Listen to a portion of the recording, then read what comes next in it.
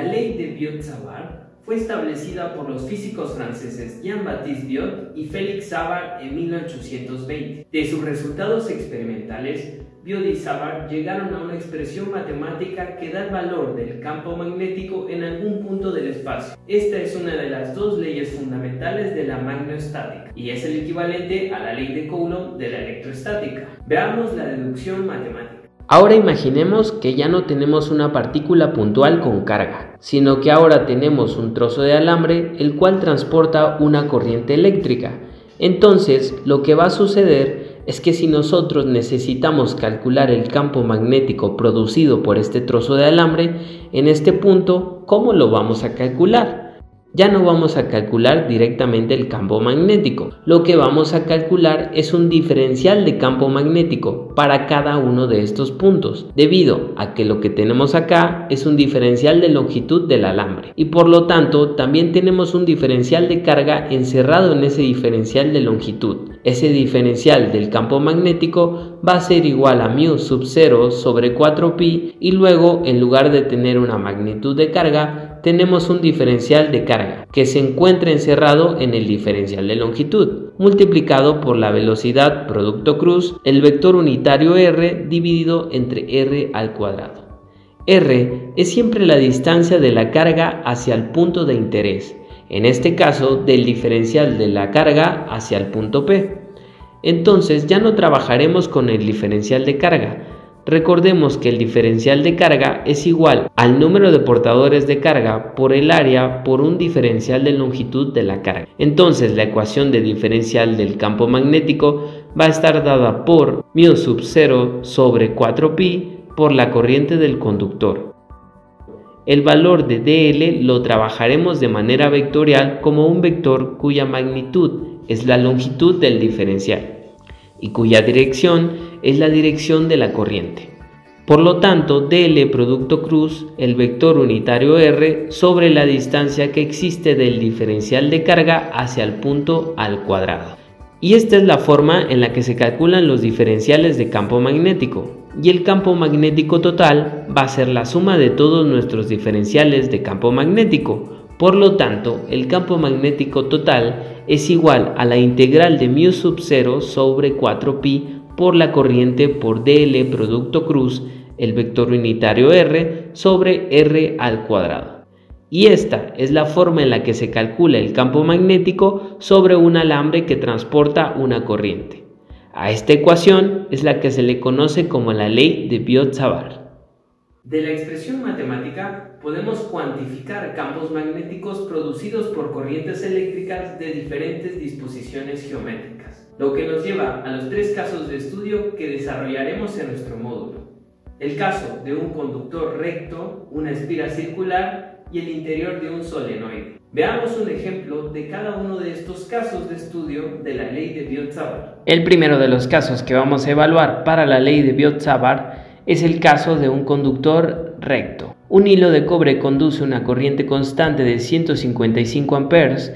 Encontrar el campo magnético generado por un segmento de 5 milímetros de este hilo en un punto situado a 1.5 metros de él, cuando el punto es punto 1, normal al hilo, inciso B, punto 2, ubicado sobre una línea de 25 grados del hilo. Bien, vamos a arrancar con el caso número 1, donde piden calcular el campo magnético para un punto 1 en un principio normal y para un punto 2 donde existe un ángulo de inclinación respecto a la diferencial de longitud de un hilo de cobre, que utilizando la ecuación de Biot-Savart tanto en su forma vectorial como de módulo para un conductor rectilíneo. Recordemos que el valor de μ sub 0 es igual a 4pi por 10 a la menos 7 teslas por metro sobre ampere.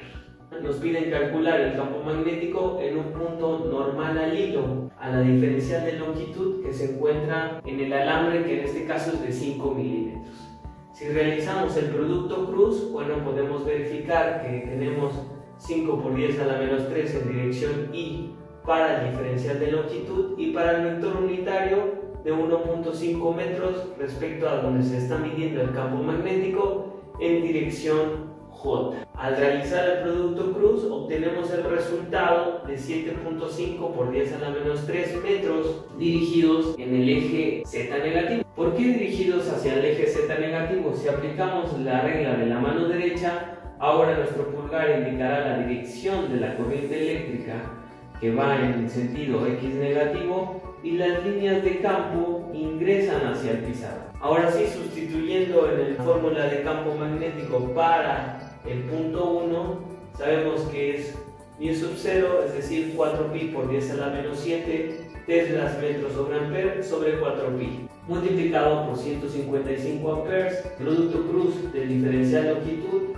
por el vector unitario de 7.5 por 10 a la menos 3 metros dirigidos en Z negativo divididos entre 1.5 metros al cubo, obteniendo un resultado de 3.44 por 10 a la menos 8 teslas, nuevamente dirigidos hacia Z negativo. ¿Podemos utilizar la fórmula del módulo? Sí, vamos a comprobarlo, donde tenemos 1 por 10 a la menos 7 teslas metros sobre ampere, que multiplica a 155 amperes, la diferencial de longitud de 5 por 10 a la menos 3 metros, seno de 90, seno de 90 es igual a 1, dividido entre el vector unitario de 1.5 metros al cuadrado. Nos quedaría al final un resultado de 3.44 por 10 a la menos 8 teslas. Pues lo podemos comprobar que utilizando cualquiera de las dos ecuaciones de Biot-Savart para un conductor rectilíneo podemos obtener el campo magnético a un punto determinado. En el caso número 2, donde nos piden calcularlo en el punto 2, es decir, con una inclinación de 25 grados a la misma distancia de 1.5 metros. Lo que vamos a realizar es descomponer nuestro vector unitario. ¿Cómo lo descomponemos? Sabemos la magnitud y lo modificamos con base a los ángulos. Es decir, coseno de 155. Utilizamos el ángulo complementario para obtener este valor, tanto en I como en J. Es decir, seno de 155 grados. Obteniendo un resultado de menos 1.36 en I más 0.63 en J, ya en unidades de metro. Ahora sí podemos realizar nuestro producto cruz, obteniendo al final un valor de 3.15 por 10 a la menos 3 metros en el eje de las caras. Podemos volver a constatar por la regla de la mano derecha que esta será con un signo negativo.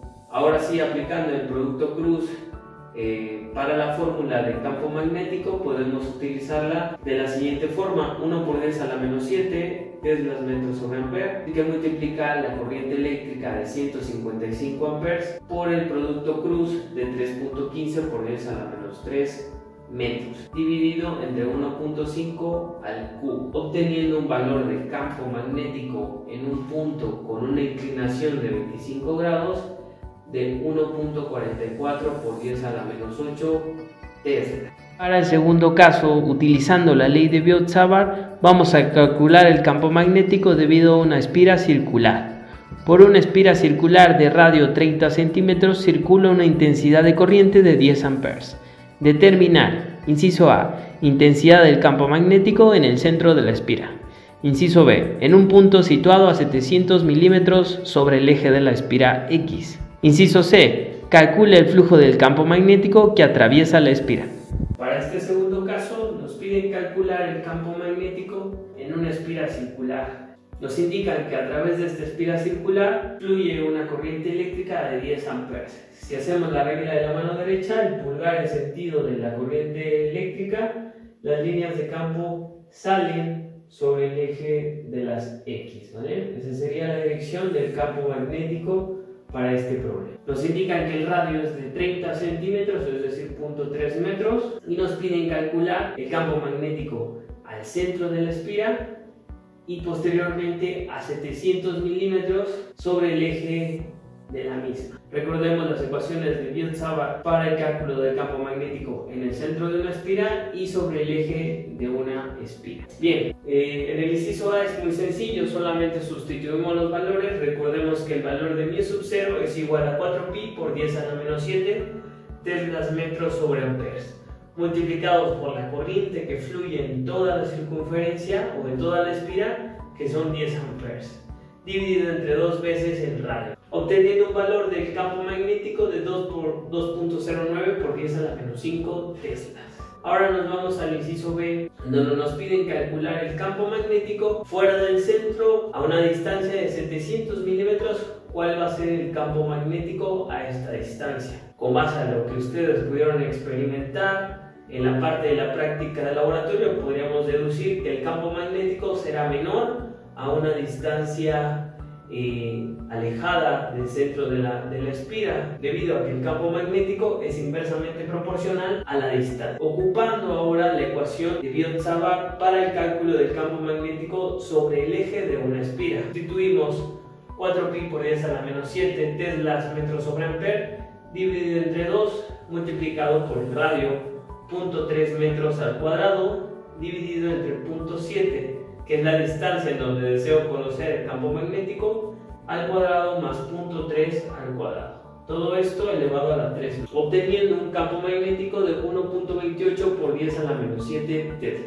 Bien, por último nos piden calcular el flujo magnético que atraviesa la espira. Recordemos que la fórmula es igual al número de espiras, el campo magnético por el vector superficie, coseno del ángulo que se forma por estos dos vectores. Bien, la superficie para esta espira es igual a pi por radio al cuadrado, debido a que es el área de una circunferencia, por lo que obtenemos pi por 0.3 al cuadrado. La superficie o el vector superficie es igual a 0.28 metros al cuadrado. Tomamos como referencia el campo magnético en el centro de la espira, es decir, el que calculamos en el inciso A, de 2.9 por 10 a la menos 5 tesla. Veamos qué ángulos se ejercen entre estos dos.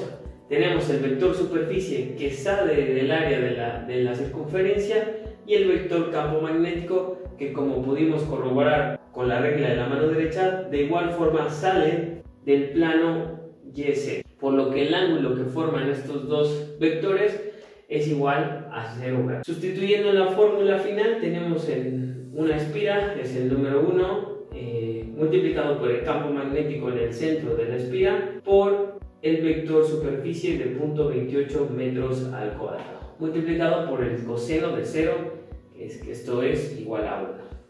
Obtenemos que el flujo magnético que atraviesa esta espira es igual a 5.85 por 10 a la menos 6 teslas por metro cuadrado, que es igual a los Webers. Esta es una nueva unidad con la que trabajaremos referentemente del flujo magnético. Para terminar cada uno de los casos, ahora evaluaremos el campo magnético utilizando la ley de Biot-Savart para un solenoide. Una intensidad de 4 amperes circula por un solenoide de 25 centímetros de longitud, conformado por 3200 espiras de 5 centímetros de radio. Determinar, inciso A, el campo magnético en el interior del solenoide si éste está completamente vacío.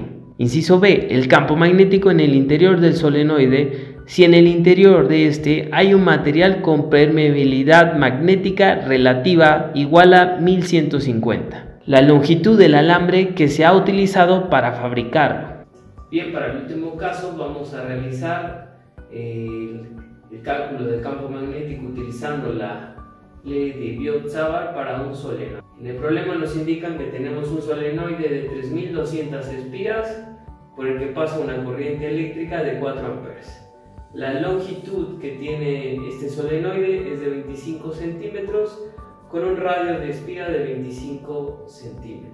Recordemos la ley de Biot-Savart para el centro de un solenoide. En el inciso A nos piden calcular el campo magnético en el interior del solenoide utilizando el vacío como el medio de permitividad. En este caso la resolución es muy fácil.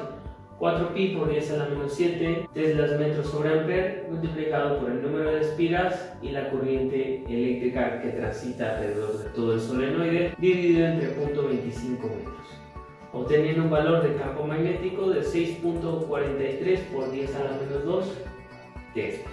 En el inciso B nos piden calcular en el interior del solenoide de igual forma, pero ahora existe un material con permitividad magnética relativa de 1150. ¿Cómo calculamos la permitividad del material? Bueno, multiplicando la permitividad relativa por la permitividad en el vacío. Ahora sí, sabiendo lo anterior, podemos calcular la permitividad del material dándonos un valor de 1.44 por 10 a la menos 3 teslas metro sobre ampere. Una vez obtenido este dato, pasamos a la resolución del campo magnético. 1.44 por 10 a la menos 3, que es la permitividad de este material, por 4 amperes, que es la corriente que transita en todo el solenoide, 3200 vueltas dividido entre el radio de 0.25 metros, obteniendo un valor del campo magnético de 73.7 teslas. Para el último inciso nos piden calcular la longitud del alambre con el que esté fabricado el solenoide. Sabemos que la longitud de la espira es igual a que si calculáramos el perímetro de una circunferencia, en este caso de 2pi por radio de la circunferencia. Obteniendo el valor de la longitud de una espira sería 2pi por el radio, que en este caso es de 0.25 metros, lo que nos daría que cada espira tiene una longitud de alambre de 1.57 metros. Si en total tenemos 3200 espiras, esto nos quedaría como 5024 metros utilizados para fabricar este solenoide. El frenado magnético es una de las principales aplicaciones que en conjunto a otras expresiones matemáticas se utilizan en diversos campos. Uno de los más comunes es en los juegos mecánicos, como Ruedas de la Fortuna o el famoso juego Free Fire Ride. Básicamente consiste en un imán deslizándose sobre un material conductor no ferroso, como el aluminio o el cobre. Pero, ¿cómo interactúan el flujo magnético con la corriente inducida? El responsable de este fenómeno es la inducción electromagnética. Bien, enfoquémonos en un anillo del tubo y veamos qué ocurre.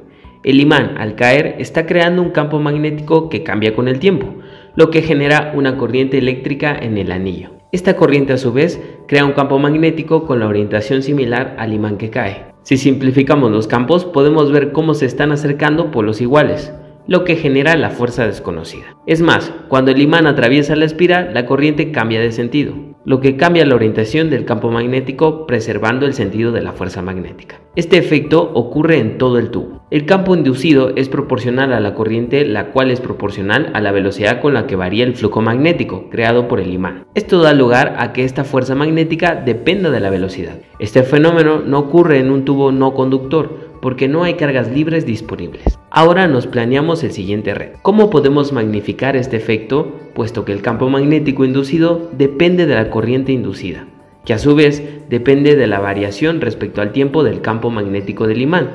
Una solución sería reducir el diámetro del tubo, pues el campo magnético decae rápidamente con la distancia. Podemos medir cómo el imán tarda mucho más tiempo en recorrer el tubo más delgado, pero una manera más eficaz sería reducir la resistencia eléctrica del material. La corriente eléctrica inducida es proporcional a la fuerza electromotriz inducida debido por la resistencia, por lo que al reducir la resistencia eléctrica aumentará la corriente y por lo tanto la interacción magnética también. Sabemos que la resistencia eléctrica desciende al enfriar un material, por lo que vamos a tomar la barra metálica y la enfriaremos lo más posible.